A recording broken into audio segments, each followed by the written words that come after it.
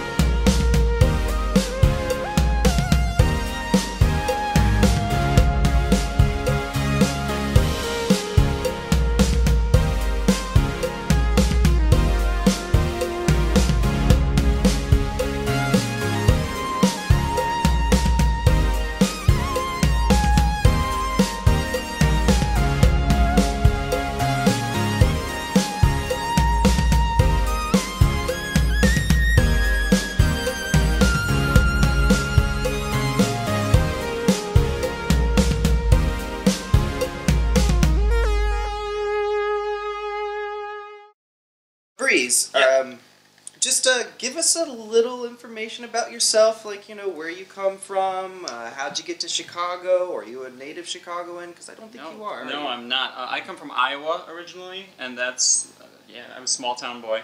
How much fun is that? It's not at all. I thought I was going to end up in New York eventually. Like, Chicago's a good starting point. Hey, Chicago is a world-class city. People think about Chicago a lot. When I was in Paris, those people love the Bulls. They are crazy about it. You cannot see a Muslim person in Paris that is not wearing a Bulls hat. Why Muslim specifically, Jason? Explain this to me. Well, no, they're specifically Muslims. It doesn't have anything to do with me. Anyway, Bries, in Chicago, what did you do next? Yeah, did a couple of shows, and then I met, actually the second show I did in Chicago was with Signal Ensemble Theater, which ended up being my home, my family, for the next 10 years. Wow. So if I read correctly, you are a literary manager. Yeah. What exactly does that entail? That means I'm hunting down scripts. I'm finding, as of about 5 years ago, we shifted over only new to Chicago work. Everything that we do, it's the first time it's been seen here. So I'm the guy who's finding that work. In the years, did you find anything that you went, oh man, I wish I could have done that? There have been a couple that even like smaller companies have snagged before us that have been a little heartbreaking. Sure. I'm sure you've read some too that are kind of like, whoa. Yeah, there was a Hollywood Western.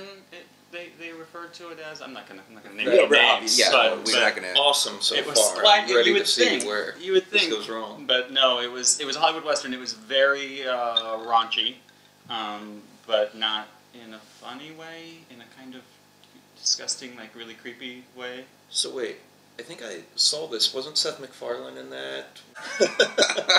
I might have just gotten an early screen. But it looked just early phase of it. Yeah. Oh darn, you missed that one. By the way, congratulations! I didn't get to say that to you. You're recently married. I am. I'm married 4 weeks now. 4 weeks. How does it feel? Good. Drinking and long periods of silence are the basis for any healthy relationship like that. Yeah. Yeah. Your honeymoon, where are you going? We were going to Bali. Woo! Yeah. Oh, that's the real deal. I'm a little jealous. Well, if you're going to Bali, at least hug an orangutan for us while you're there. What other things are you into? Yeah, I'm a pop culture junkie. I'm a hipster. Really? I'm a total hipster. Oh, one of those guys. Yeah. I've seen them walking around. I know who you're talking about. Yeah. Yep. That's me. Are you making your own beer yet? I am not. No, that's not something that interests me at all. I'm really good at drinking it. So I'll the drinking portion, you I think we're in the same boat. There.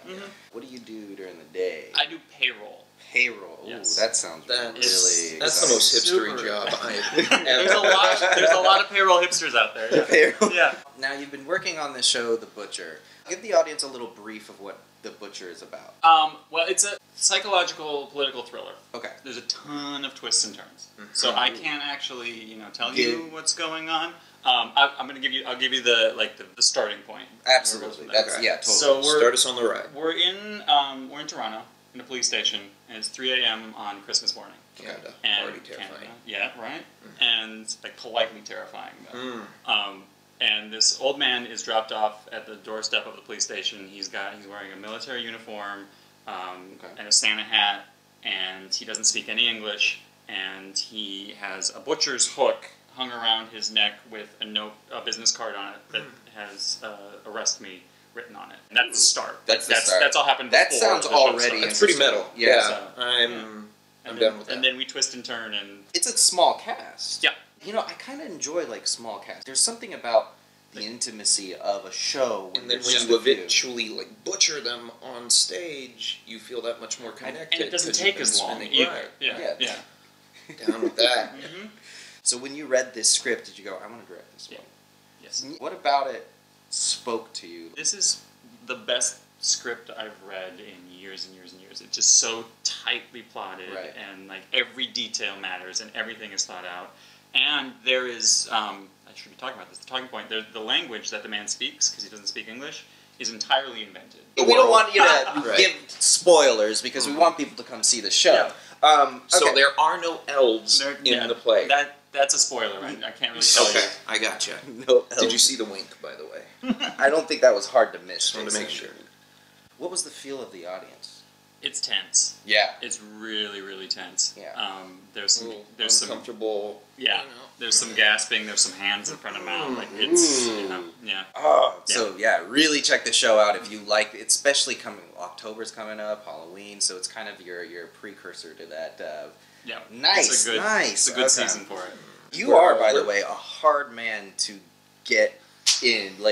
Our acquaintance Chewy, he was saying, yeah, he's really busy, but you should get him on your show, and I'm glad you're here, because Chewy was just raving about how we should get you here. So thank you, Chewy. Last year I took, it was 5 months off, and it was a nightmare. Yeah. Really? It was a nightmare. I couldn't, I got through the first 2 months, and I was like, this is alright, and then I couldn't deal. I feel like I'm wasting away. So what'd you do? Did you were you doing any Netflix binge watching? I was like a recluse. A lot of crunches. You couldn't find. Well, no, not so much that. A lot of snacking and Netflixing, but yeah. Why does that sound great to me, though? I don't know. Why does that sound great? That sounds awesome. Hanging out, eating Cheetos, in your pajamas, watching Netflix. It sounds awesome. Do you need some cake, by the way? What kind is it? It's like a chocolate.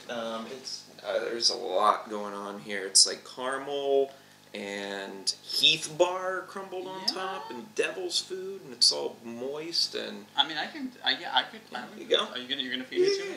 You're gonna feed him the cake? He's a grown ass man. He can feed himself. It's pretty good. It's pretty good. That was decadent. I got you.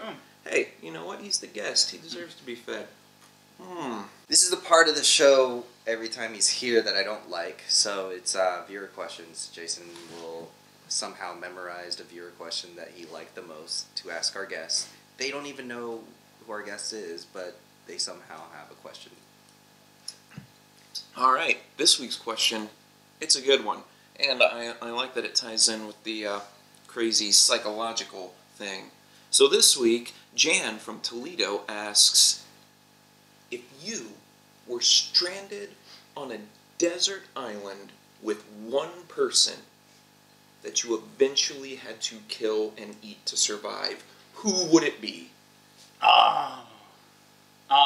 That's the first person that comes to mind is Michael Moore.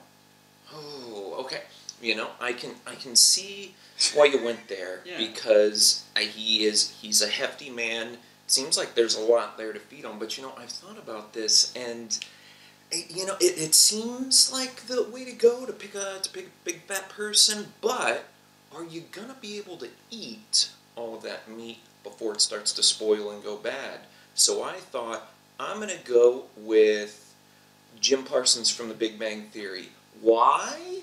Because he looks very soft and tender, And then I feel like I can eat all of that meat before it goes bad, and then it'll be much easier to get to all of the bones that I can then fashion tools and different implements out of. Maybe go spearfishing with his skeleton, that sort of thing. You really thought of this, didn't you? Like, do you have, like, a survivor's guide? Like, you write out, like, what the hell, Jason? That was really, specific. I have secrets, too. I thought Michael Moore was a good answer. I mean, I was thinking the whole, I really thought, man, that's a lot of meat. You could figure out, like, a way to store the meat properly. I'm, like... Some dry aging jerky style. That stuff lasts forever, so there you go. Plan on doing that? Do you have a process? Well, you smoke it. I mean, I thought through a process here. What is your mechanism, Riso? I would probably choose someone, I don't know, like someone with a lot of, like, muscle. I can tell you who's going to get eaten on that desert island. Where do you get these weird questions? I'm just. They don't come from me. They come from them. Ask them. What kind of people do you attract to your show? I don't know. Let's talk more about your show here, The Butcher. We run now Thursdays through Sundays. Thursday, Friday, and Saturday it's 8 p.m. Sunday we have a 3 p.m. matinee. That goes through October. So people have time to get out of church and make it to a show. To a show called Butcher. That's all. Yeah. Right. It's good. It's a good pairing. It's a good double feature. Oh, absolutely. Yeah. We close on October 24th. Okay. We do have one Monday night performance for any industry folks or people who who work so the weekends. Gotcha. And that'll be on October 12th. We're gonna post all that information below. So any people out there, you got a director after his honeymoon, he's willing to work. Please get him some work, man. Or if you just want to go bowling or shoot some pool. Yeah, there you go. Drink some whiskey. I hear you're a heavy whiskey drinker. You know? Absolutely. We are glad you're here. Please go see The Butcher if you really want a thriller, assuming bloody, and you're into that. Yeah. The Butcher is your show. Bries directed it. We'll have all that information below. Tune in next week. We'll have another guest. But thank you, Bries. Thank you very much. It's a pleasure. It was great. Thanks.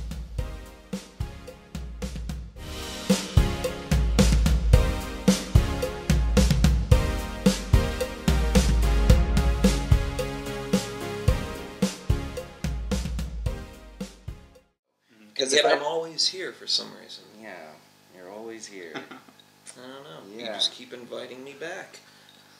I'm not trying to.